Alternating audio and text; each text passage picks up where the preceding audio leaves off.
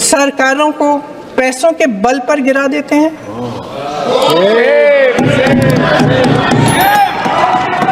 मेरा आग्रह है कि अपन संविधान में सकारात्मक बोले।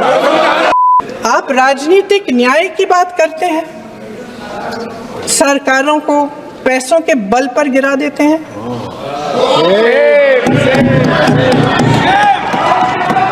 मेरा आग्रह है कि अपन संविधान में सकारात्मक बोले।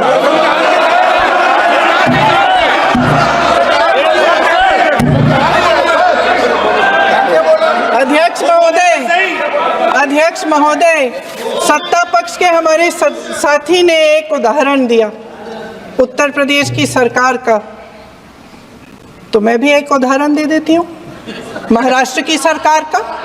मैं भी एक उदाहरण दे देती हूँ हिमाचल की सरकार को तोड़ने की कोशिश किसने की, पैसों के बल पे की, गोवा की सरकार। तमाम उदाहरण राजस्थान की।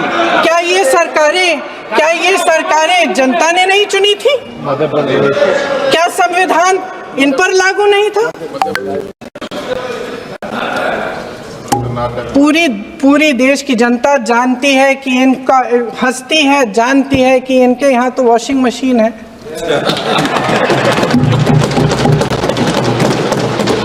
तो यहाँ से वहाँ जाता है, वो धुल जाता है। इस तरफ दाग, उस तरफ स्वच्छता। और मेरे कई ऐसे साथी हैं जो इस तरफ होते थे उस तरफ चले गए, मुझे दिख भी रहे हैं, वॉशिंग मशीन में शायद धुल गए हैं।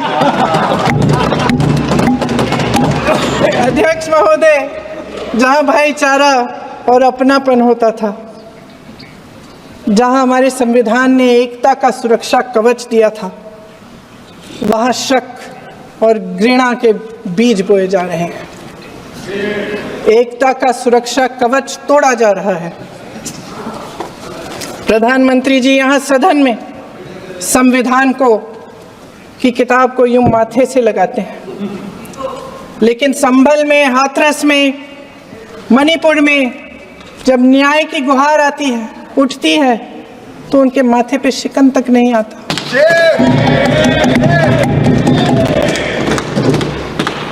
शायद समझ नहीं पाए हैं कि भारत का संविधान संघ का विधान नहीं है।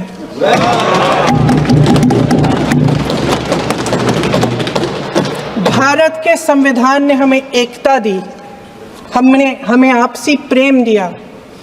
उस मोहब्बत की दुकान जिस पर आपको हंसी आती है, उसके साथ करोड़ों देशवासी चले। करोड़ों देशवासियों के दिल में एक दूसरे के लिए प्रेम है, घृणा नहीं है।